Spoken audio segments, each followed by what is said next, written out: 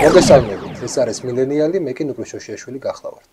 დღეს ჩვენი სტუმარია აწუკვე პოდკასტერი, პოლიტიკური ანალიტიკოსი, საზოგადოებრივი მაუწყებლის ანალიტიკოსი გიორგი გვიმრაცი. მადლობა რომ მოხვედი, გიორგი. და ეხლა მინდა ესეთ საკითხზე ვისაუბროთ, ეს არის ის თუ როგორ ცვლის თანამედროვეობაში ზოგადად მედია, არა მარტო ტრადიციული სატელევიზიო მედია, არამედ სოციალური მედიაც ადამიანის ფსიქოლოგიას და პოლიტიკის ხასიათს. არსებობს ესეთი ტერმინი კოგნიტური ომების ტერმინი არსებობს, რომელიც უკვე არა ფსიქოლოგიურ ომებზე ღრმად არის.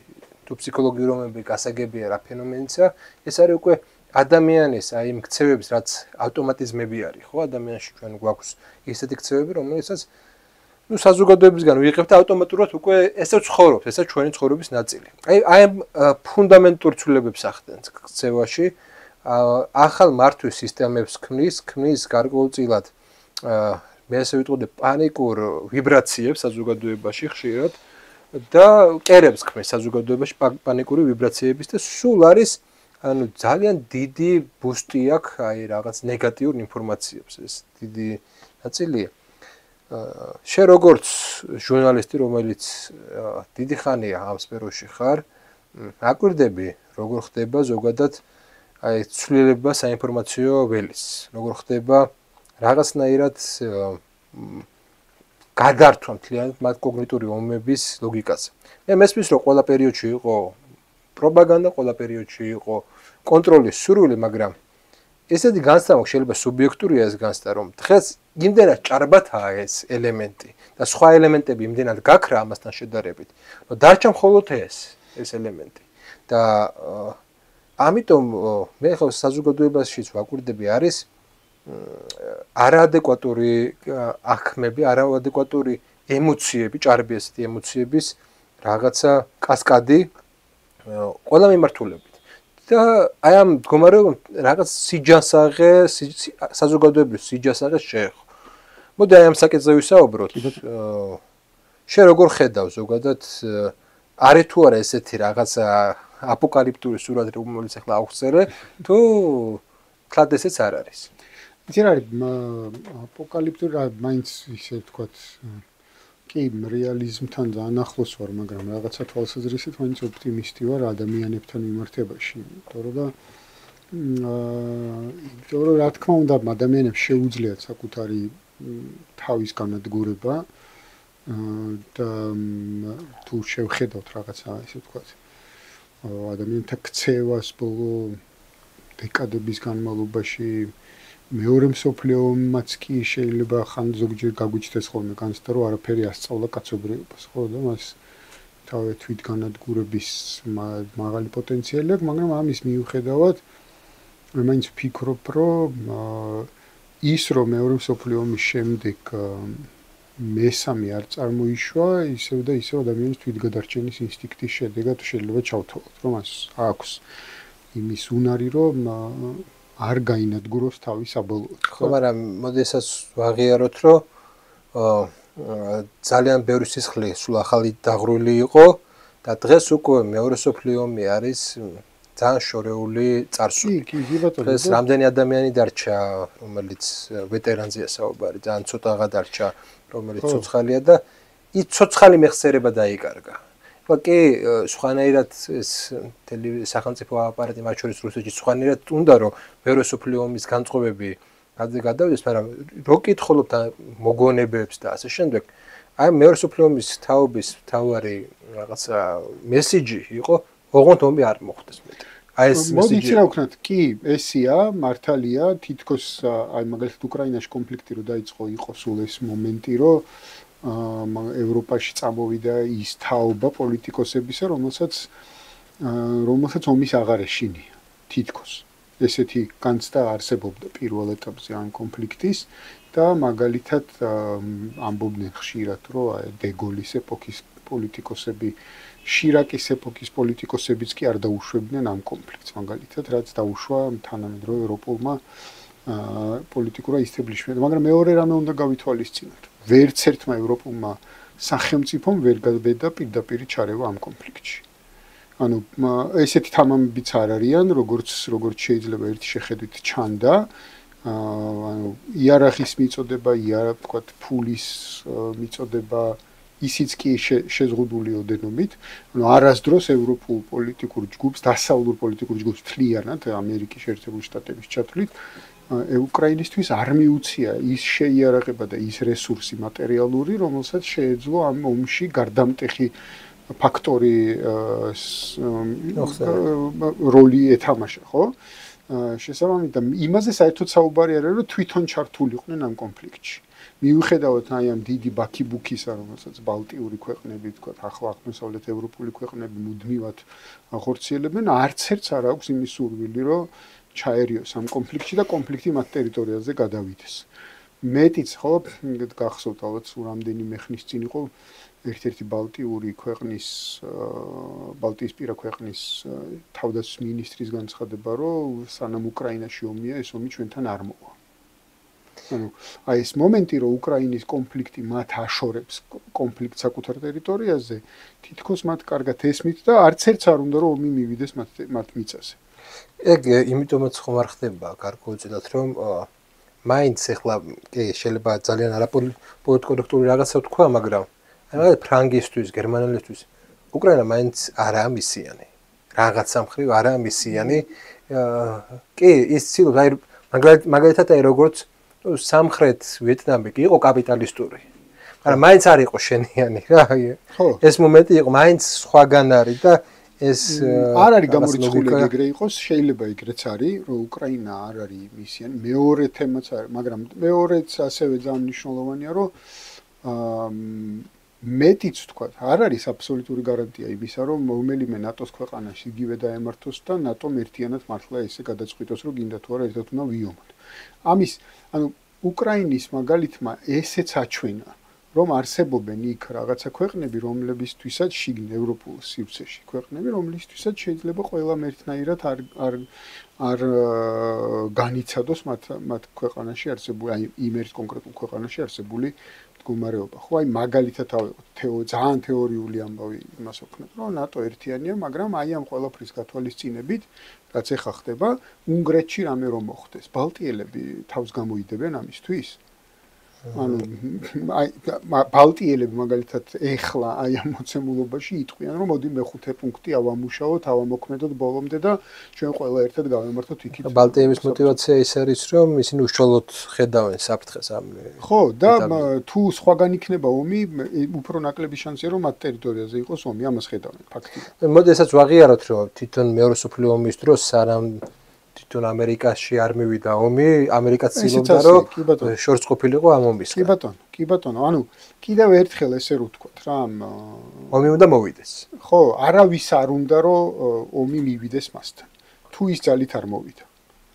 თუ ის რაღაცა იძულებული არ გახდი რომ ამ ომში მიიღო მონაწილეობა, არავინ არ ცდილობს რომ თავი გაიგიჟოს და გინდა თუ არა, ანუ ისევ იქ რო დავბრუნდეთ რა, რომ ადამიანები კი უამრავ რესურს ქმნიან იმისთვის, რომ გაანადგურონ კაცობრიობა, მაგრამ ამასთან ერთად ასევე ყველაფერს აკეთებენ, რომ მათ არ შეეხოს ეს განადგურება. ისმის, ანუ შეიძლება, აი მაგალითად, არავინ ხმას არ მოიღებს და არ იღებდა დიდი ხნის განმავლობაში და ახლაც არ იღებს დასავლურ მედიაში, თუ რამე კატასტროფა არ მოხდა ხოლმე, ხმას არავინ არ იღებს იემენში არსებულ პრობლემაზე, ხო? არა, იემენი ესა ცივილიზებულ სამყაროს იქ იყო. ხო და ამიტომ თავს არავინ არ იკლავს, ხა გინდა თუ არა იემენში რა ხდება, იმაზე ილაპარაკონ დიდად, ხო? ნუ გაზაზეც ბევრს არ ილაპარაკებდნენ, ისრაელი რო არ იყო სამუშ ყველაფერში ჩართული, ხო, ეს რო სადღაც ისე ხდებოდეს, ასე შემდეგ და ისედაც თავს არ იკლავენ, ისე ახლა მოხდა სირიაში ეს ამბები და იმაზე არ გაამოხოს ყურადღება. ამიტომ კი, რაღაცა, თქვათ, იქ სადღაც რო თუ იქნება არაუშავს, თუ იქ ადამიანები ერთმანეთს გაანადგურებენ, ეს დიდი პრობლემა არ იქნება. ორი ბირთვული სახელმწიფო ინდოეთი და პაკისტანი თუ იომებს, პრინციპში არც იქ არ იქნება დიდი პრობლემა, მაგრამ თავარი ჩვენთან არ მოვიდეს ეს ომი. ჩვენ არ გავუწყდეთ ესე ვთქვათ, ჩვენ არ შეგვეხოს და ასე შემდეგ. ამიტომ ეს მომენტი ძალიან მნიშვნელოვანია, რომ გავითვალისწინოთ, რომ მეტიც ანუ თვითგადარჩენის ინსტინქტი. არა, გიორგი, აი ერთი ისე, აი ჩვენ კონკრეტულად ქართველებზე ერეხ საუბარი. გვახსოვს, ეხლა მე ადამიანი არ არის, ვინც დასწრულია და არ ახსოვდეს ომი. ნუ მინიმუმ 2008 წლის ომი და ჩვენ თაობას 90-იან წლების ომიც ახსოვს. ჩვენ იმ ნაწილში, ხა საზოგადოების იმ ნაწილში ომის გამოდის, დაკარგული აქვს თვით გადარჩენის ინსტინქტი თუ სამყაროს სხვა რაკურსიდან უყურებენ. ამას წინ დაიდო რა ერთი ვიდეო, შეიძლება ჩავდო ამ პოდკასტშიც. ადამიანი ამბობდა, რომ სიამოვნებაში აი რუსებს ტექნიკა აღარ აყავს, გაუნადგურეს იმაში. მართლა ჯეროდა ისე წარმოდგენა მქონდა, მართლა ჯეროდა ესეთი იმით, რომ მაგას გონია რომ რუსეთი აგებს და ჩვენ იმიტომ რომ შიშარე ხელისუფლება გვაქვს არ ვერთვებით ომში და არ ვიბრუნებთ ტერიტორიებს. ანუ შიშარა რომ არის მაგიტომ ეს გონია უბრალოდ. კი ბატონო, აქ ის მომენტიც არის, რაზეც დავიწყეთ საუბარი, ხო, რა ტიპის ინფორმაციულ ველშია მოხვედრილი ადამიანი, ხო? ანუ აი ეს რომ თქვა პირობითად ერთმანეთის წინააღმდეგობრივი ინფორმაციები ვრცელდება მუდმივად, ხო? პირობითად რო ავიღოთ, რატო რას გულისხმობ მაგალითად, ხო? ერთის მხრივ რუსეთი აგებს იარაღი არ აქვს, ტანკები ძველია, დაჟანგებული და ასე შემდეგ და ქობინებს თუმცა მართლა ისვრის ძველ ქობინებს რა აი ამ საარტილერიო ჭურვები საკმაოდ მოძველებულია უკვე მაგრამ ნუ აქვს დაგროვილი აი ამ მარაგები და ამას იყენებს და ასე შემდეგ მაგრამ ამასთან ერთად რაღაცა ეს მომენტი სულ არის რომ აი რაღაცა ხალხი არ ყავს იარაღი არ აქვს ტანკები რაღაც ჟანგიანია და ასე შემდეგ ერთი ნაწილი ეს ნარატივია და მეორე ნაწილი ზუსტად იგივე ადამიანები აწვევიან ნარატივს რომ ეხლა ევროპას შეუტევს ბალტიისპირეთში შეიჭრება. და თუ უკრაინაში არ გავაჩერეთ, მე მთელს ევროპას დაემუქრება. ხო, მაგრამ აი ალბათ ბალტიისპირელებსაც ეგეთი განცდა აქვთ რაღაცა მხრივ მოსახლეობას, მაგრამ ის მაინც ესმით, რომ მათთან არ უნდა მოხდეს ეს. აი ჩვენ რატომ არ გვესმის ჩვენთან არ უნდა მოხდეს ეს? ჩვენთან კი ბატონო, იქ დამარცხდეს თუ რუსეთი უნდა დამარცხდეს, მოდი დამარცხდეს სხვაგან. ხო, მაგრამ ძირითადად ხო ამას ანახე როგორ არის ჩვენ გვესმის ეს ყველაფერი ძალიან კარგად გვესმის. ანუ მე მგონი რომ ქართულმა საზოგადოებამ ძალიან კარგად აჩვენა რომ ეს კარგად ესმის. აქ ხო საუბარია რაღაცა ჯგუფზე რომელიც ხმაურობს, ხო? იმიტომ რომ ცლიანობაში, ანუ კრიტიკულმა რაოდენობამ, ვინც გადაწყვეტილებაზე ზემოქმედებას ახდენს, კრიტიკულმა რაოდენობამ ადამიანებისა, საქართველოს მოქალაქეებისა აჩვენა რომ მათ უნდათ მშვიდობა. არ უნდათ ომში მონაწილეობის სურვილი არ აქვთ. ეგ ოპოზიციამაც აღიარა. ყველაფერი ვერ დაუპირისპირდა მშვიდობის. ოპოზიციამ აღიარა, რა ქვია, მაკეინის ინსტიტუტის ხელმძღვანელმა აღიარა, დასავლურმა პოლიტიკოსებმა აღიარეს და ასე შემდეგ, რომ ქართულ საზოგადოებას ომი არ უნდა. და მშვიდობის შენარჩუნებისთვის არის მზად, რომ დაუპირისპირდეს ოპოზიციას, ხარი დაუჭიროს, თუნდაც არსებობს ადამიანები, რომელსაც ქართული ოცნების მიმართ აღარ აქვს მინიმუმ აღარ აქვს ის პიეტეტი, რაც შეიძლება 2012 წელს ქონდა, ხო, მაგრამ ომის ფაქტორმა კი ბატონო, ომის ფაქტორმა მნიშვნელოვნად გადაწონა მათი საარჩევნო ქცევა, ესე ვთქვათ, ხო? ასე შემდეგ. ამიტომ ეს მომენტი არ უნდა დავივიწყოთ ის, რომ ქართულმა საზოგადოებამ ეს არჩევნები გააკეთა. რა თქმა უნდა, არსებობს ჯგუფი ადამიანებისა, რომელიც სხვადასხვა მოტივაციით ამას ამბობს, თუმცა აქაც ხო პრინციპში შეგვიძლია თითქმის 100%-იანი სიზუსტით ვთქვათ, რომ თუ ვინმეს ომი მართლა უნდა და ის ახლა უკრაინაშია. აი ეს რაღაცა ქართული ლეგიონი, რომელიც იბრძვის უკრაინელების მხარეს, იქ არის. და დანარჩენი ვინც ხმაურობს, აი იქ 100%-იანი სიზუსტით შეგვიძლია ვთქვათ, რომ რამე რომ მოხდეს, ისინი საქართველოში არ გაჩერდებიან. ხო, ეგ ერთი მხრივ მორალური საკითხია, მე უფრო მორალზე მეტად ამ ეტაპზე მაინტერესებს ინფორმაციული დონე და ფსიქოლოგიური დონე.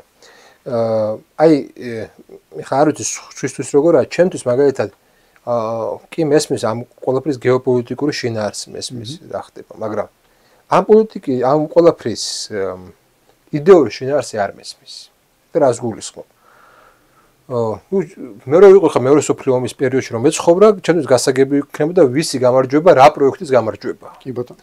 აი ახლა სიმართლე გითხრა, არ მესმის საბოლოო ჯამში რა პროექტი იმარჯვა, რა პროექტების დაპირისპირება. მესმის რომ რაღაცა ტერიტორია სტრატეგიულად ესეთი მნიშვნელობისა, ზოგიერთ ქვეყანას რაღაც უსაფრთხოების საკითხები აქვს, მაგრამ ამის ირგვლივ, ამის შემდეგ, ანუ რა არის ისეთი რომ მე მაინც და მაინც უნდა ვიყო ჩართული ამ იმაში, ამ პოლიტიკურ ღირებულებებში. აი ეს ღირებულებითი სისტემა არ მესმის ამის თქმა მინდა. კი, ეს რაღაცნაირად თითქოს რთული დასანახია, ხო? სწორია ის შედარება, რომ იქ მაგალითად იყო ფაშიზმი და ნაციზმი და ესმოდა ადამიანს, ანიქით იყო, ანაქით იყო რა, გასაგები იყო. სამი იდეოლოგია იყო, ხო? ხაზის გავლება იყო შესაძლებელი, კი ბატონო. ახლა როგორ არის, ერთის მხრივ დასავლურ ნარატივში თითქოს საინფორმაციო ნარატივში ეს ასევე მარტივად აქვს თითქოს გავლებული, რომ ერთ ხარ ეს რაღაცა ბოროტება, რაღაც იმპერიალიზმია, რაღაცა იყო დასაწყისში. ეხლა ისეთი არ იმუშავა მაგან, თორემ თავარი ამბავი რა არის, რომ ეს დღემდე არსებობს, რომ ეს არის ბოროტება, ეს არის ცალსახა ბოროტება ერთ მხარეს და მეორე მხარეს რაღაცა სიკეთე. ეს ნარატივი ჯერ კიდე ნარჩუნდება საინფორმაციო ველში, მაგრამ არ მუშაობს. ნახე, ნარატივი კი ნარჩუნდება.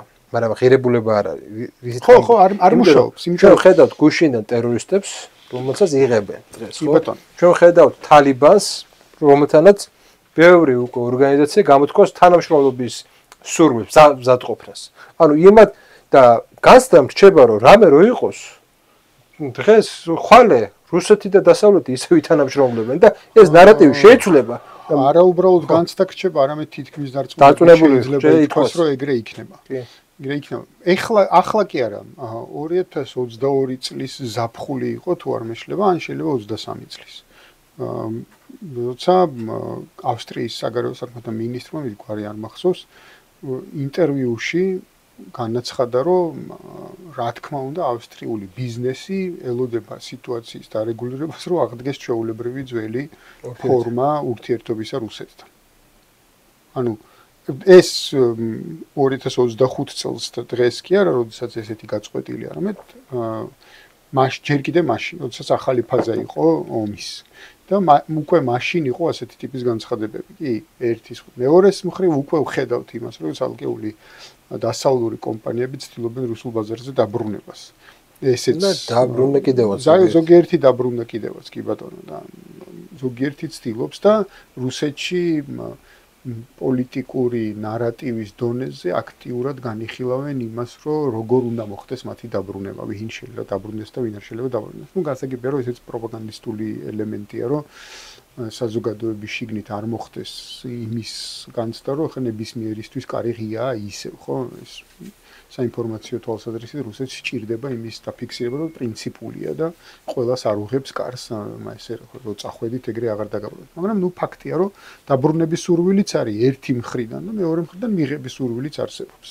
სრულიად ცალსახა ეს ყველაფერი. კი, და იდეოლოგიური ნარატივებიც კი არ არის დაპირისპირებული, ანუ რა განსხვავებულ იდეოლოგიურ ბაზის თავაზობს მაგალითად რუსეთი დანარჩენ სამყაროს იმის ფონზე, რომ თქვათ აი მაგალითად აი ამ თქვათ ჩავთვალოთ, რომ ლიბერალიზმის თემა არის დასავლეთი და ასე შემდეგ, მაგრამ არ არის ხო ესე ცალსახად, რომ დასავლურ ლიბერალიზმს უცხადებს ომს რუსეთი. და თუნდაც თქვათ, რომ რუსეთში იყოს ეს ტრადიციული ღირებულებების საკითხი აქტუალური და თქვათ კონსერვატიზმი და ასე შემდეგ, ну, რატო არის ის მაგალითად იგივე დასავლეთში არსებული კონსერვატიზმისზე უფრო მეტად კონსერვატიული, ან უფრო მეტად ტრადიციული, ხო, რაც დასავლეთში არსებობს ასევე კონსერვატიული ჯგუფები ამას გულისხმობ. ცოტა გავს აი როგორი სიტუაცია, აი რენესანსის დროს, აი მაკიაველიზმი, ორი სახლი, რამოდენიმე სახლი ერთმანეთს ებრძვის, ну, ყველა феодалური სისტემა, ну, წინარე კაპიტალისტური სისტემა. თუმცა შეიძლება პროექტი იყოს აი ეს მულტიპოლარიზმი, ოღონდ ეს მულტიპოლარიზმი რას ნიშნავს? ბოლომდე გასაგები რა თქმა უნდა არ არის და არის თუ არა მულტიპოლარიზმი მცირე სახელმწიფოებისთვის გამოსავალი, ესეც არ არის ცალსახა. ანუ პირობითად მულტიპოლარიზმი შეიძლება იყოს კიდევ ერთი მე უშვებ ამას მხოლოდ შეიძლება არ იყოს ასე, მაგრამ შეიძლება იყოს კიდევ ერთი ხაფანგი პატარა სახელმწიფოებისთვის, რომელმაც შეიძლება დაიჯერონ, რომ მულტიპოლარიზმში გამოსავალია, მულტიპოლარიზმში დეკოლონიზაციის შესაძლებლობა, მაგრამ საბოლოო ჯამში ეს ასე არ აღმოჩნდეს. და აღმოჩნდნენ ისინი უკვე არა, თქვათ, ამ ერთი, თქვათ, უნიპოლარული სამყაროში ერთი ჰეგემონის ბატონობის ქვეშ. განაწილებული გადანაწილებული სხვადასხვა რეგიონში, სხვადასხვა, ასე ვთქვათ, წამყვანი პოლუსის დაქვემდებარებაში. და არც არსებობს ისეთი პრინციპში იდეოლოგია, რომელიც დეკლარირებულად რაღაცნაირად მაგ დანარჩენ სამყაროს, გლობალურ სამყაროს შეთავაზებს, რომ მომავალი სამყარო აღარ იქნება კოლონიალური. არც ამის არანაირი დაპირება არ არის. არ არის არანაირი დაპირება, მეტიც შეგვიძლია ესეთი რამე თქვა, ხო, აი მაგალითად არის ჩინეთი, რომელიც კომუნისტურია, ხო, ოფიციალური იდეოლოგიად კომუნიზმია გამოცხადებული, თუმცა ცხადია, რომ ჩინეთი არ არის კლასიკურად კომუნისტური სახელმწიფო, ხო? მაგრამ მეორეს მხრივ ვერსად ვერ ვნახავთ ოფიციალ განცხადებას ჩინეთის მხრიდან, რომ მისი ამოცანა კომუნიზმის გავრცელება სამყაროში. არსებობს ეგეთი განცხადება, რომ ყველა კომუნისტური უნდა იყოს. რაც საბჭოთა კავშირში იყო მაგალითად, ხო? ანუ საბჭოთა კავშირისთვის კომუნიზმის განვრცობა იყო ამოცანა. რაღაც ეტაპზე ოფიციალური ამოცანა იყო და შემდეგ ეტაპზე ოფიციალური განცხადების გარეშე საბჭოთა კავშირი ცდილობდა სოციალისტური სახელმწიფოების ხარდაჭერას.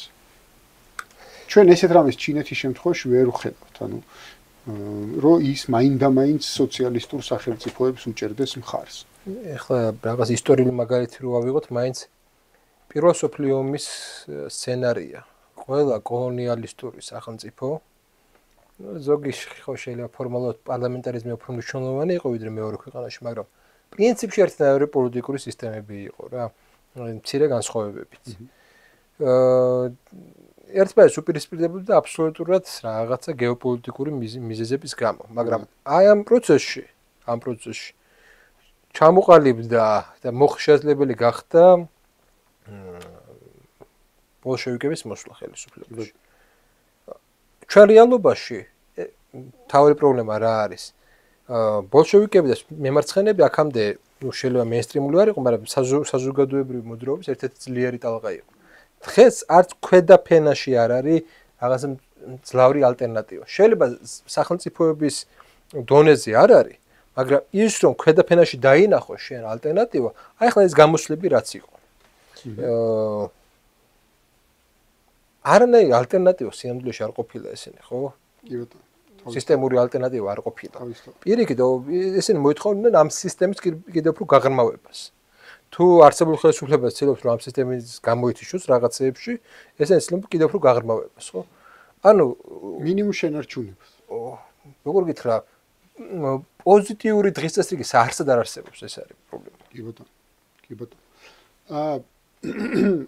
არის მცირე ჯგუფი, რომელიც ცდილობს თითქოს სოციალურ პრობლემებზე აქცენტირებას, თუმცა ამ სოციალურ პრობლემებზე აქცენტირების გადაჭრის გზას არ გვთავაზობს ისეც როგორც საჭიროა რომ შემოგთავაზოს. ხო, ანუ სოციალური პრობლემების გადაჭრის გზად რეალურად ისინი გვთავაზობენ იმ ნეოკოლონიალურ სისტემას, რომელიც აქამდე იყო ჩამოყალიბებული. ანუ დასავლეთი რასაც გვეტყვის, ის უნდა გავაკეთოთ.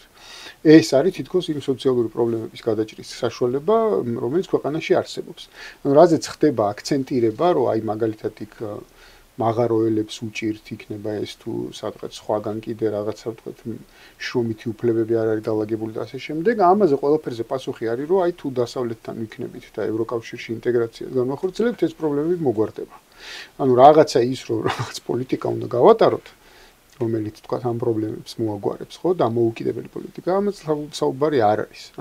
ეს არის უბრალოდ ესეთი პოზა რაღაცნაირი. ხო, პოზა რაღაცნაირი, რომ ჩვენ გვესმის სოციალური პრობლემებს. ანუ რატო? იმიტომ რომ თან ვინ არის? წაგვეკითხავს სოციალური პრობლემებს. კი, თან ვინ არის ეს ხალხი, ხო? ძირითადად ეს არის NGO სექტორიდან წარმოსული ადამიანები, რომლებსაც დამოუკიდებელი დღის წესრიგი არასდროს არ შემოუთავაზებიათ ქართულ სინამდვილეში, უბრალოდ თვითონ ატარებდნენ ხოლმე გარკვეულ კვლევებს, რომელიც სოციალურ პრობლემებს წინ წამოწევთ. ანუ აჩვენებდა, რომ სოციალური პრობლემები არსებობს ქვეყანაში და ადამიანებს სოციალური პრობლემები უფრო მეტად ადარდებთ, ვიდრე მათ მიერვე შემოთავაზებული დღის წესრიგები, რაღაც დემოკრატიების და სასამართლოების და ასე შემდეგ. ხო, ანუ ისინი ძირითადად ხო ამაზე აქცენტირებდნენ და ეხლა უბრალოდ გადაწყვიტეს, რომ რადგან საზოგადოებრივი დაკვეთა არის ასეთი, ამაზე რაღაცა თქვან.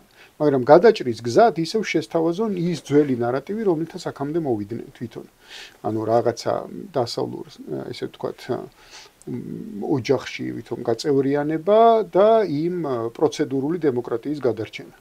წარმოგვიდგენია შენ რომ ქვემოდან შეაძლებელია ამ დღის წესრიგის შეცვლა. ან არსებობს თუ არა ამის რესურსი რომ შეიცვალოს დღის წესრიგი. ამას რატომ ამბობ? აი ყოველთვის მიკვირს ერთი პროცესი რომ აი თუნდაც გახარიას მაგალითი. გადადიხარ ოპოზიციაში. უნდა კონდეს განსხვავებული მარკერები, რაც შეიძლება გამოკვეთილი ესეთი, ხო? იმის მაგივრად რომ ამას არ ვითარებდე.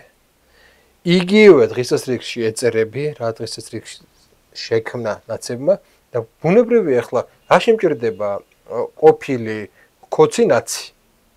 ხო არ გჭირდება. პირდაპირ ნაცებს დაუჭერ მხარს. რატომ ვერ ქმნიან, ვერ ხედავენ და იმიტომ ვერ ქმნიან ახალ დღის წესრიგს თუ არა აქვს იმის რესურსი რომ შექმნან ეს დღის წესრიგი. არა აქვს მე მგონი იმის რესურსი რომ შექმნან ეს ახალი დღის წესრიგი. რესურსი რას ნიშნავს ამ შემთხვევაში? ინტელექტუალური რესურსი თუ ნებითილი რესურსი თუ მატერიალური რესურსი? იცი რა, ნაწილობრივ ინტელექტუალურიც, მაგრამ შეიძლება უფრო ნებითი რესურსიც არ აქვს. რატო? იმიტომ რომ ნახე, რეალურად რაც ჩვენ გვჭირდება, ანუ ჩვენს ქვეყანას რაც ჭირდება, იმ გამოცდილებიდან გამომდინარე, რომელიც ჩვენთან არის.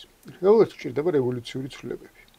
ანუ სისტემის ფუნდამენტური გადააზრება გვჭირდება იმისთვის, რომ შემდგომი ნაბიჯები გადავდგათ განვითარებისკენ. ანუ ერთის მხრივ გადავარჩინოთ ჩვენი ქვეყანა და მეორეს მხრივ გადავდგათ ფუნდამენტური ნაბიჯები განვითარებისკენ. ანუ აბსოლუტურად უნდა შევცვალოთ ჩვენი მაინდსეტი. მაგრამ ეს რატო ვერ ხდება? ვერ მოხდება, იმიტომ რომ რევოლუცია პატარა ქვეყნებში არ ხდება. ანუ ჩვენ ვერ მოვახდენთ ამას. ჩვენ ვართ შეზღუდული იმით, თუ რა ხდება ჩვენს გარშემო. და ის გარშემო რაც ხდება, იმაზე ვახდენთ რეაგირებას. ჩვენ არა ვართ ცვლილების აგენტები, ესე ვთქვათ რა. ანუ ჩვენი პატარა ტიპის სახელმწიფო, ჩვენი დონის არ არის ცვლილების აგენტი. არც განზომილებაში? ან ნახე, შეიძლება გასაგებია, რომ რაღაცა პოლიტიკური განზომილება გასაგებია. კულტურული იდეოლოგიური განზომილებაც არ შეგვიძლია რომ განსაზღვრო. არა, ძალიან რთულია ეგეც.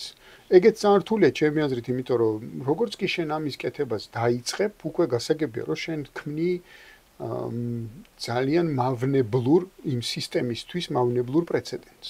რომ სადღაც პატარა ქვეყანაში თურმე შესაძლებელია სხვანაირი ცხოვრება, სხვანაირი ნარატივების დამკვიდრება და ასე შემდეგ. ეს არ ნიშნავს რომ შენ არ უნდა ეცადო, თუ გინდა რომ ეს მოხდეს, უნდა ეცადო, ყველაფერი უნდა გააკეთო ამისთვის, მაგრამ მეორეს მხრივ ჯერ ერთი უნდა გინდოდეს. არ ვიცი, გვინდა თუ არა. და მეორე ძალიან რთული გზის გავლა მოგვიწევს ამ პროცესში, იმიტომ რომ უამრავი ხელის შემშლელი ფაქტორი იქნება ამ გამოცდილებიდან გამომდინარე, რომელსაც აქამდე მოვედით. ეს სისტემა თუ მართლა კრახს განიცდის გლობალურად, აი მაგალითად თუ ლიბერალური ჰეგემონია მართლაც დაინგრევა და დათმობს ადგილს და რაღაცა არ ვიცი რაღაც სხვა ნარატივს. თუნდაც პრელიბერალურ ნარატივში დაუბრუნდებით მაგალითად, ხო? აი თუ ეს მართლა დაინგრევა, მე ეს ჩვენზეც აისახება ბუნებრივად და მე თავისუფლებას მოგცემს ამის კეთებას. მაგრამ ახლა ჩვენ თითქოს ვფრთხილობთ, შეიძლება ზოგჯერ ზედმეტად ვფრთხილობთ, რომ რაღაცები გავაკეთოთ, მაგრამ ვფრთხილობთ იქიდან გამომდინარე, რომ არის ძალიან დიდი, აი შენ რაც წეღან ახსენე, გაურკვევლობა. ვინ ვის ებრძვის, რისთვის ებრძვის, რატო ებრძვის, რა ჩამოყალიბდება, როგორ განვითარდება ეს ყველაფერი და ასე შემდეგ, ხო? ანუ ამ ნაწილში ეკონომიკურად, პოლიტიკურად და კულტურულადაც კი ჩვენ გვეშინია ვიყოთ აქტორები რაიმის ცვლილების. რომ მე აი ამ ცვლილების აქტორობას არ მოყვეს ის დიდი პასუხისგებლობა, რომელიც შეიძლება მოყვეს. მე არ შეიძლება უნდა ვიყოთ უფრო თამამები. მე მგონია რომ უნდა ვიყოთ უფრო თამამები, უფრო თამამი ნაბიჯები უნდა გადავდგათ, უფრო კაფიოდ დავაფიქსიროთ რა გვინდა. იმიტომ რომ ნახე როგორ რაღაცა არის, რომ რას ვინარჩუნებთ. ანუ რა არის ის რაც ჩვენ უნდა შევინარჩუნოთ? ეხლა ძალიან ისეთ რაღაცას ვიტყვი, შეიძლება ბევრს არ მოეწონოს, მაგრამ ზოგადად სიმულაცია ხომ არის, ნუ ბევრი რაღაცა განმარტება აქვს სიმულაციას, მაგრამ ჩემეულ განმარტება ესეთია. უშინაარსო მიბაწვე, როდესაც ფორმები შემოდის, ლიბერალური ფორმები შემოდის, მაგრამ შენ ვერ ახდენ ის რაღაცა ინტელექტუალიზაციას იმ დონეზე, ანუ ხარ გამეორებელი. ქართული კონსერვატიზმის ეხანდელი აღზევება ეგაც სიმულაციაა. და რატომ მას სიმულაცია ამასაც ვიტყვი. ქართული კონსერვატული მართლა თვით ყოფილიყო, მისი პოლიტიკური და იდეოლოგიური ძალა იქნებოდა იქამდე დაფიქსირებული, ვიდრე ეს დასავლეთში მოხდა. დასავლეთში როგორც კი გაძლიერდა კონსერვატიული ძალები, აქ სიმულაციურად გადმოვიდა ეს და დავიწყეთ ამის გამეორება რეალურად. კი ბატონო. და თან ახლა ვაკვირდები ხა რამოდენიმე კონსერვატიული ჯგუფი არსებობს. სხვა ისინი აქვთ რა თქმა უნდა წარმოდგენები თვითონ მათგანს, მაგრამ არსებობს აი ყველაზე ისეთი მომენტი, რომ რასაც იქ იტყვენ, ისევ მათგან უნდათ ლეგიტიმაციის მიღება. ამბობ რომ აი ევროკავშირშიც ამდენი კონსერვატორი არის. აი ბრიტანეთში სკრუტონის წიგნი ითარგმნა ახლა და ასე შემდეგ. ანუ იმის თქმა მინდა რომ ეს კონსერვატიზმი სიამოვნებაში ქართულ კონტექსტში არის სიმულაცია. კი ბატონო, ყველაზე ნაივური ის არის, რომ აი ხა იქ კონსერვატორები წარმატებას მიაღწევენ, შეცვლიან დღის წესრიგს და მერე ჩვენი ურთიერთობები დალაგდება მათთან. ხო, ანუ ვისთან დალაგდება? ანუ პირობითად იქ სისტემის ცვლილებამ შეიძლება სისტემის დეზინტეგრაცია გამოიწვიოს.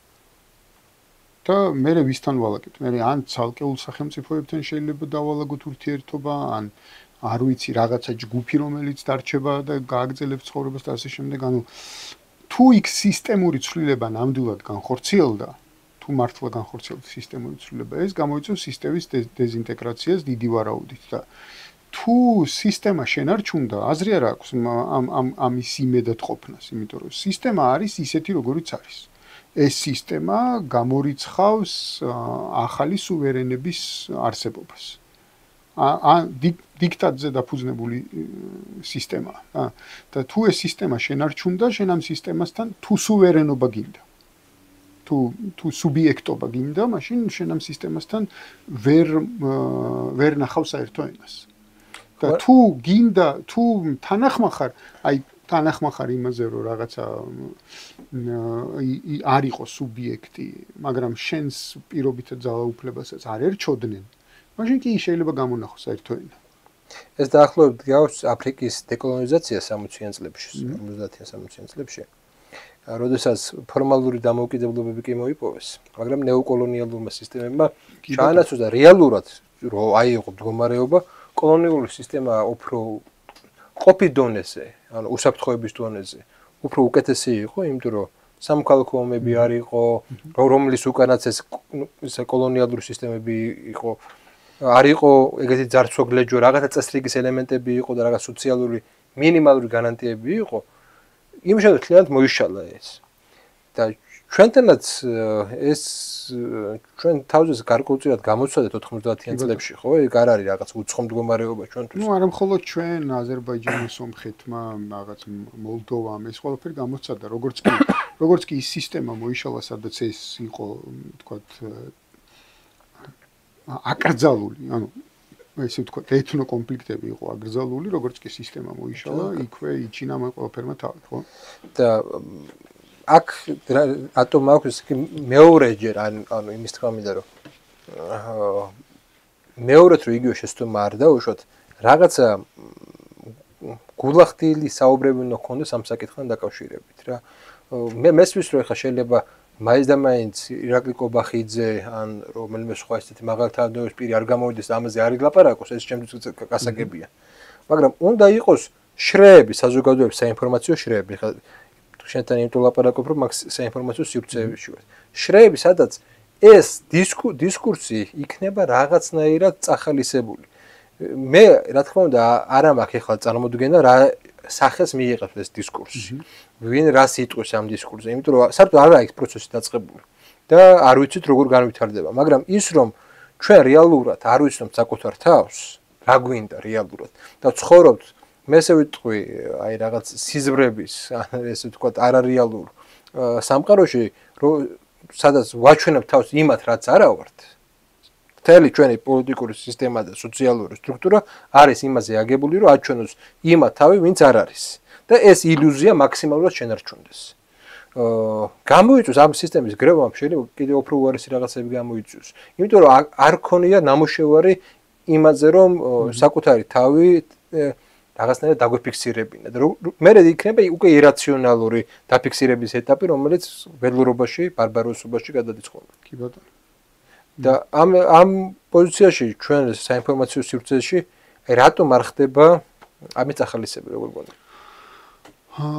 იცი რა არის, მე მგონია რომ ერთის მხრივ ჩვენ აბსოლუტური დეკვალიფიკაცია განვიცადეთ საზოგადოებამ ბოლო რამდენიმე ათწლეულის განმავლობაში, როგორც ტექნიკურ საგნებში, ისე ჰუმანიტარულ საგნებში, იმიტომ რომ აბსოლუტურად იდეოლოგიურად ისწავლებოდა ეს ყველაფერი ამ ხნის განმავლობაში და ისწავლება დღემდე. ხა დღეს უცებ გუშინ რაღაცა ვთქვათ განათლების სამინისტრომ რაღაცა ინტერესი გამოთქვა და ერთ დღეში შეიცვალა, ესე ხო არ ხდება ეს ყველაფერი, ხო? ანუ გრძელდება ეს პროცესი. აქედან გამომდინარე კომპეტენციებიც არ გვაქვს, რომ იმის ჯელოთ ვისაუბროთ. ამის გარდა აი ეს ამ დიქოტომიას იმხელა გავლენა აქვს ჩვენზე, რომ ჩვენ საერთოდ გავრიყეთ დისკუსიის შესაძლებლობა ჩვენი ესე ვთქვათ მედიალური სივრციდან. და მარტო ჩვენ კი არ გავრიყეთ. ეხლა რეალურად რო შეხედოთ დასავლური მედიაც ეგეთია. დასავლური მედია როგორია დღეს, ხო? არსებობს ტრამპისტული მედია და არსებობს ანტიტრამპისტული მედია და ტრამპისტები იქ არ დადიან და ანტიტრამპისტები იქ. Așadar, că să găbea, e ca o sistemă. Este ca minda.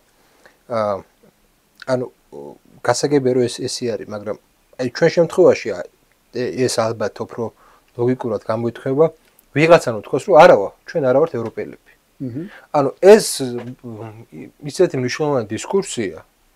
მე არა ვარ ჩამოყალიბებული, იმიტომ რომ ხედავ ჩვენ კულტურაში ევროპულ დიდკვალს და ხედავ არაევროპულ დიდკვალსაც, მაგრამ ის რაღაცა მონდომება რომ მაინც და მაინც ისტერიაკაში უნდა ჩავარდეს იმაზე ვიღაცა იტყვის რომ შეიძლება არა ვართ ევროპელები ხო ეს იწვევს ჩვენთვის რაღაც გაუგებრობას იმიტომ რომ არც ერთი მხარე ხა ხო რაციონალური მსჯელობა ჩვენ გამოურიცხეთ ჩვენი ცხოვრება ყოფიდან ჩვენ რაციონალურად კი არ მსჯელობთ ამაზე ყველაფერზე 100-ია სწორი და ამიტომ ასე უნდა იყოს ანუ ჩვენ მაგალითად როცა ვსაუბრობთ ხოლმე ხშირად იმაზე, რომ 2008 წელს პლებისციტზე ქართულმა მოსახლეობამ ხმა მისცა ევროატლანტიკურ ინტეგრაციას.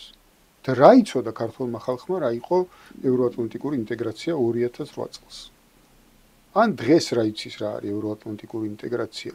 რას ეფუძნება ეს ყველაფერი? რას მოგვითანს? ვინ იმსჯელა იმ დროს თუნდაც 2008 წელს, ვინ იმსჯელა იმაზე, კარგია თუ ცუდი ეს ყველაფერი? სასარგებლოა თუ არ არის სასარგებლო? თუ შევალთ რა მოხდება, რა სცენარები შეიძლება განვითარდეს და ასე შემდეგ და ასე შემდეგ და ან თუნდაც ის რომ როდის შეიძლება შევიდეთ იქ. ანუ რა ვადაზეა საუბარი, ხო? აი 2008 წლიდან დღემდე გასულია 17 წელი, ხო? რა ვადაზეა საუბარი 2008 წელს იმ ბუქარესტში მიღებულ გადაწყვეტილებაზე რომ აუცილებლად გავხდებით ნატოს წევრები, რა ვადაზე ითქვა ეს? აი ძალიან მარტივ რამეზე რო ვთქვა, იმაზე კი არა რომ გვინდა თუ არ გვინდა. აი ეს განცხადება რა ვადით მოქმედებს, ანუ როდის მოხდება ეს ამბავი. და რაზე არის დამოკიდებული ეს ყველაფერი? ჩვენზე, მათზე, იმ გლობალურ ცვლილებებზე, რომელიც მიმდინარეობს, თუ რაზე არის დამოკიდებული? ანუ ჩვენ სურვილზეა, დავიჯერო, რომ ჩვენ სურვილზეა 32 ქვეყნის გადაწყვეტილება და მათი ინტერესი აქ არაფერ შუაშია. აქ ახლა 2008 წლის კონტექსტი იყო ცოტა სხვა. მაგრამ ხო ისაც ხო უნდა ვაღიაროთ, გარკვეულწილად, რომ 2008 წლის შემდეგ იმდენი კონტექსტი შეიცვალა სოფლიოში და ჩვენთანაც რა რომ ეს პლებისციტი აღარ არის ვალიდური დღეს მე მაგას ვამბობ ზუსტად რომ არც მაშინ იყო ვალიდური იმიტომ რომ ეს არ იყო მსჯელობის შედეგი ეს იყო აბსოლუტურად ემოციების შედეგი ხო მაგის ახლა გამიჯნა ცოტა რთულია საზოგადოებრივ რა არის ემოციური რა არ არის ემოციური ხო იცი რა მოდი ესე ვთქვათ რა იქიდან გამომდინარე ჩვენ ამაზე არ გვიმსჯელია რაციონალურად არ გვიმსჯელია, არ დაგვისახელებია რა არის სასარგებლო და რა არის საზიანო, ეს ხო არ გვიმსჯელია, ხო ფაქტია ეს, რომ არ გვიმსჯელია ამაზე. არ ყოფილა არანაირი დისკუსია მედიაში, უნივერსიტეტებში, თქვა საჯარო სხვა სივრცეებში, არსად არ ყოფილა მსჯელობა იმის შესახებ, რატომ და როგორ და რანაირად და რა დროში და რას მოგცემს და რას წაგვართმევს და ეს არ განგვიხილავს. შესაბამისად ეს შეუძლებელი იყოს რაციონალური. მხოლოდ ემოციური შეიძლება დარჩეს აქ. აი, ეგეთი შეკითხვა. ანუ მიხვედრები, კაი, თქვა რა შეიძლება იყოს, ანუ მიხვდნენ ადამიანები რომ კარგია? და რაზე დაფუძნებით მიხვდნენ. რომელიმე ევროპული ქვეყნის გამოცდილება ქონდა გააზრებული და იმითი ვიმსჯელეთ ამაზე? ანუ რომ მივედით და პირობითად ავიღოთ რა, ერი რომ მივედით და ხმა მივეცით ამას. თქვა, ევროატლანტიკურ ინტეგრაციას. რას ვეფუძნებოდა ჩვენი რამ გადაწყვიტა ჩვენი ხმის მიცემა? ანუ რა რაციონალური მდგენელები იყო იმისთვის რომ ეს გაგვიკეთებინა? ნუ საინფორმაციო საშუალებები იყო აქტიურად გაწარმოებები. ოღონდ მხოლოდ სასარგებლო. ანუ ხო არავის არ უთქვამს არასდროს იმ პერიოდში რომ რატო არ იქნება ნატო კარგი. ხო ეხლა შეიძლება მაშინდელმა ხელისუფლების წარმომადგენლებმა გითხრან რომ ეს ოპოზიციის სამუშაო იყო თუ ისინი მათ გასწრებული აზრი ჰქონდათ. არა, უკაცრავად, მაგრამ მე შემიძლია უთხრა რომ არც ერთი ოპოზიციური არხი აღარ ფუნქციონირებდა. ხო. რანაირად. და კარგი, ვთქვათ, ოპოზიციის გასაკეთებელი იყო. შენ შემოძვირფასო, შენთვის რა არის მნიშვნელოვანი? შენმა საზოგადოება რაციონალური გადაწყვეტილება გამიიღოს თუ დაეთანხმოს იმას, რაც შენ გავიგერო, ეგ გინდა რომ დაეთანხმოს იმას, რაც შენ გინდა და მაშინ ამას რაციონალურს ვეღარ უწოდებთ. შეკითხვა მაშინ. აი ახლა ვართ უკვე გასულია 2008 წლის შემდეგ საკმაოდ დიდი ხანი. ეხლა არის რაციონალური ინსტრუმენტები?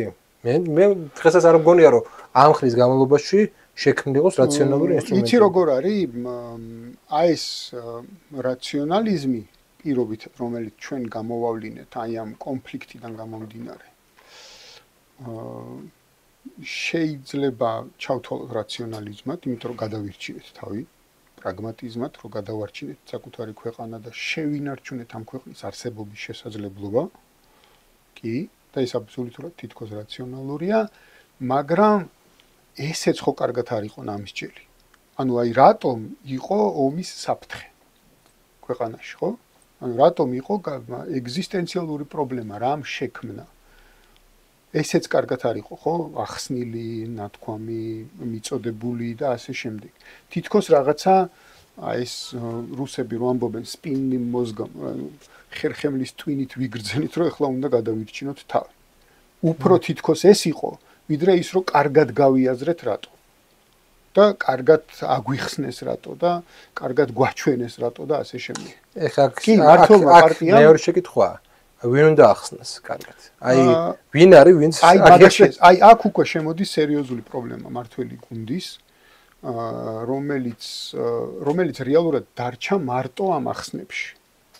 მას ამ 12 წლის განმავლობაში თუ უკვე მე-13 წელია რაც ხელისუფლებაში არიან, არ შეუქმნია ის ინტელექტუალური რესურსი, რომელიც ამას თავის თავზე აიხებს. გესმის? და თვითონ დარჩნენ მარტო. ანუ რეალურად მათზე მოვიდა მთელი ტვირთი ამ ახსნების. და ეს ძალიან რთული ამოცანაა, როდესაც შენ პოლიტიკოსი ხარ. საზოგადოებას აჩვენო, რომ ეს შენი პოლიტიკური ინტერესი კი არ არის, არამედ რაციონალური პოზიცია, ეს საკმაოდ რთული ამოცანაა. და რამდენად კარგად გაართვეს და რამდენად მართლა საზოგადოებამ თვითონ იგრძნო აი ხერხემლის twin-ით, რომ ეხლა ეს 100-ია გასაკეთებელი, ეგ კიდე გასარკვევი გვექნება მომავალში. ანუ რამდენად დაუჯერა ხელისუფლებას მის ნათქვამში, თან ალეგორიული ენით ახსნეს ხშირ შემთხვევაში. კი, რამდენად დაუჯერა თუ თვითონ გაიაზრა. ისმის? თუმცა შედეგიდან გამომდინარე აბსოლუტურად არ აქვს მნიშვნელობა. თავარია რომ გადავრჩით. ანუ ხო, ნუ შედეგი ის არის, მაგრამ როგორ გადავრჩით მაგას აღარ აქვს არსებითი მნიშვნელობა. ნუ იცი რა, მომავლისთვის აქვს. ანუ განვითარებისთვის აქვს. განვითარებისთვის რას გულისხმობ ამ შემთხვევაში, რომ გამოვიტანოთ საზრისი იქიდან რა მოხდა და მომავალში როგორ უნდა ვიმოქმედოთ. როგორი სისტემა უნდა ჩამოვაყალიბოთ, კომუნიკაციის რა ხაზები უნდა ავაგოთ საზოგადოებასთან, როგორ უნდა ველაპარაკოთ. ანუ მაგალითად არსებობს ესეთი გაგება ცოდნაზე დაფუძნებული საზოგადოება, community of knowledge. ესე იგი, ეს არის მდგომარეობა, როდესაც გადაწყვეტილების მიმღები ძალიან კარგად უხსნის საზოგადოებას იმას თუ რას და რატომ აკეთებს. მოდი ესაც ვაღიაროთ, რომ ჩვენ პოლიტიკურ სისტემას, ეხლა მოდი ცოტა ოპოზიციური რაღაცაზეც ვით, ჩვენი პოლიტიკური სისტემა ოღონდ სისტემისადმი რა. ვინც არ უნდა იყოს ხელისუფლებაში, არ არის ორიენტირებული ამ რაციონალიზმზე.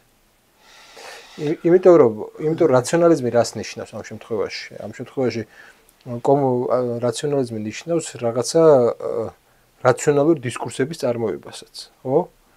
და მოდი ესე ვიტყვი, სისტემა სოციალური რეალობა ხო თუ დიდია, დისკურსი არის მცირე, და ამ დისკურსის მართვა შეგიძლია. სოციალური რეალობის მართვა გაცილებით რთულია, ვიდრე დისკურსის მართვა. ბატონო. ხო და არა, მეორეს მხრივ მარტო ჩვენზე ნუ ვიტყვით ამას, მარტო ჩვენ სისტემაზე ნუ ვიტყვით ამას, ანუ რაციონალური დისკურსების წარმოდგენა თითქმის ყველა სისტემისთვის პრობლემურია. ანუ ჩინური სისტემისთვისაც, რომელიცაც ეხლა ისეთი სტრატეგიული გათვლები უწევს, ისეთი თემებზე უწევს აქცენტირება, რომ ანუ გამიჭირდება ჩინურ სისტემაზე საუბარი, იმიტომ რომ შიგნით როგორ იქცევიან არ ვიცი კარგად რა, ანუ არ ვიცი, მაგრამ აი მაგალითად რუსეთი, დასავლეთი, ასე შემდეგ,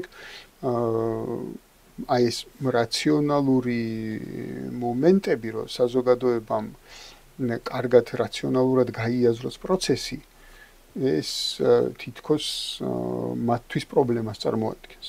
აი ამ ორივე სისტემისთვის თითქოს გარკვეული თვალსაზრისით პრობლემას წარმოადგენს. მე თუ მკითხავ ობიექტურად, მგონია რომ დასავლეთისთვის უფრო სერიოზულ პრობლემას წარმოადგენს დასავლური სისტემისთვის, ვიდრე რუსეთისთვის, იმიტომ რომ რუსეთი ამ ომში ანუ როგორ არის, იცი? ერთი რომ ამ ომმა საზოგადოების გაერთიანება გამოიწვია იქ რაღაცა კონსოლიდაცია გამოიწვია და მეორე თითქოს უკეთესად აუხსნათ აქ საზოგადოებას რუსულმა ისტებლიშმენტმა, ანუ გადაწყვეტილების მიღება. ყოველ შემთხვევაში პირველმა პირმა რაში ჭირდებოდა ეს ომი.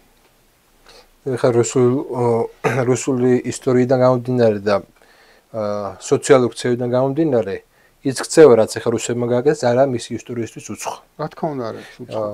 და ეს კონსოლიდაცია მათ ყოველთვის შეეძლოთ ასეთ კრიტიკულ მომენტებში. ანუ ჩვენგან განსხვავებით, ჩვენთან რატომ არის ეს ელემენტი უფრო მძაფრად ჩვენ მაინც როგორც საზოგადოება სამწუხაროდ გვაქვს ფეოდალური ტენდენციები. და სუბიექტივიზმი გვაკლია. სუბიექტივიზმი გვაკლია, რაც იწვევს იმას, რომ თუ რაციონალიზმი რაღაც დონეებით არ იქნება შემოსული, იშლება ეს სოციალური სხეული.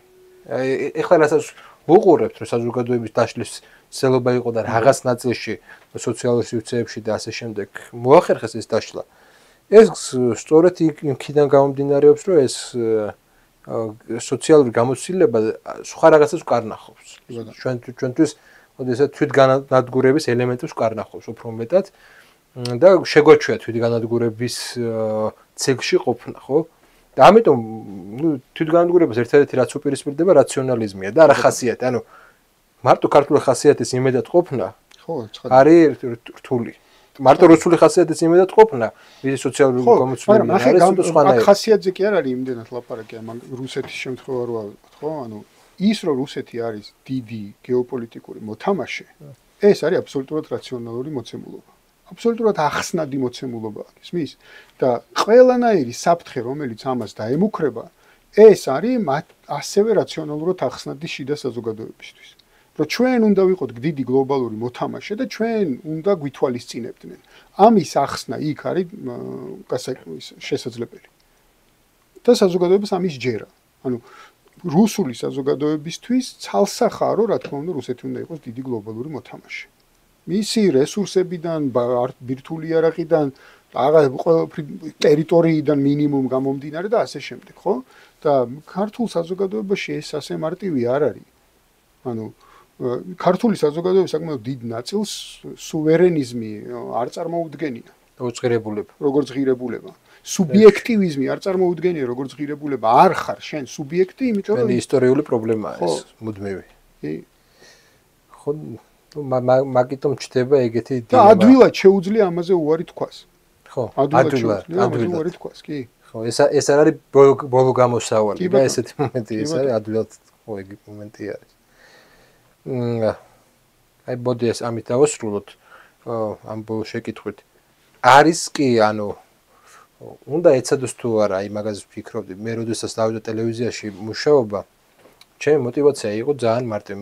მე არ ზართვი თავს არც ეხლა თუ ჟურნალისტად მე ვთვლი ძალიან მარტივ რაღაცას, რომ არის ლიბერალური ჰეგემონია და ერთადერთი სივრცე, სადაც შეიძლება გაჩნდეს ალტერნატიული აზრი, ესა სატელევიზიო სივრცე.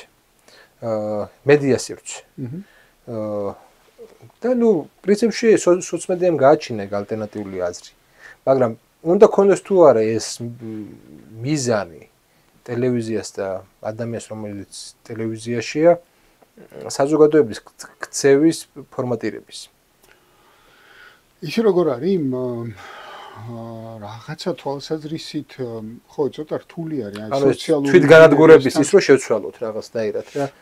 კი უნდა კონდეს, მაგრამ ნახე როგორ არის რეალურად ეს პირველ რიგში დამოკიდებულია იმ პოლიტიკურ აქტორებზე, რომლებიც რეალურად ქმნიან მედია დღის წესრიგს.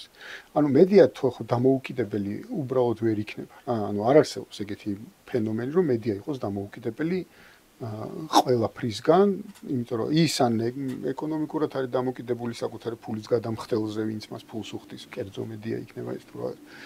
ამ კერძო ინტერესის უკან ცხადია, რომ პოლიტიკური ინტერესიც იდგება და ასე შემდეგ და ასე შემდეგ და ყველა ვინც პოლიტიკურ ველზე იქნება, ასე თუ ისე მოუწევს პოლიტიკური დღის წესრიგის გათვალისწინება სულ მცირე. შესაბამისად ის იმოქმედებს იმის მიხედვით თუ როგორი პოლიტიკური დღის წესრიგი და ლანდშაფტი იქნება ქვეყანაში. ანუ რა შემოგთავაზებენ პოლიტიკური მოთამაშეები. აი მაგალითად ავიღოთ, რომ ეხა თქვათ რაღაცა ჯგუფმა გადავწყვიტეთ, რომ ისა რა ქვია მაგას განსხვავებული დღის წესრიგები შემოვიტანოთ მედიაში.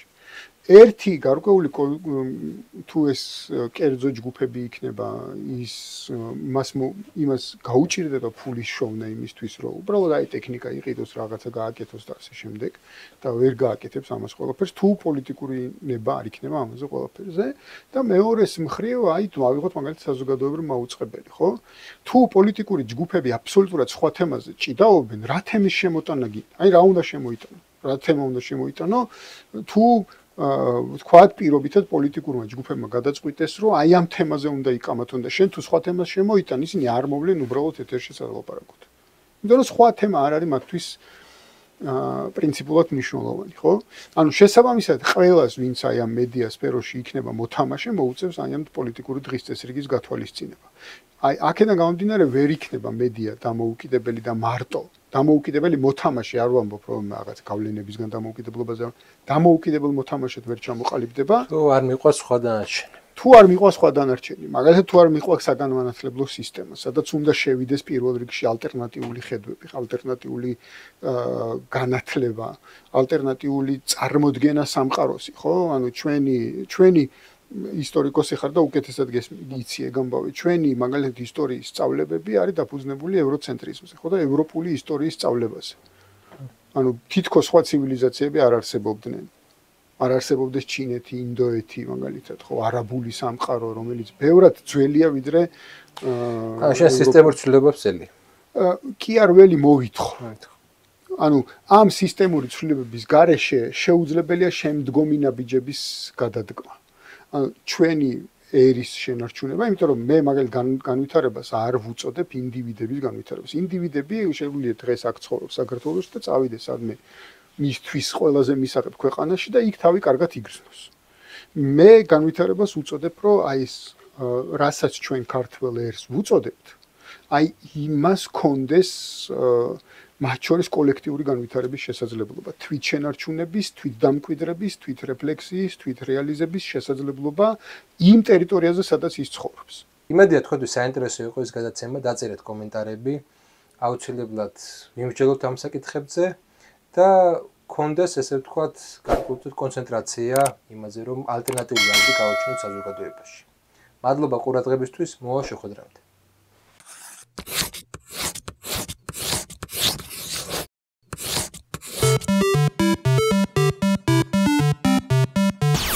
Yeah.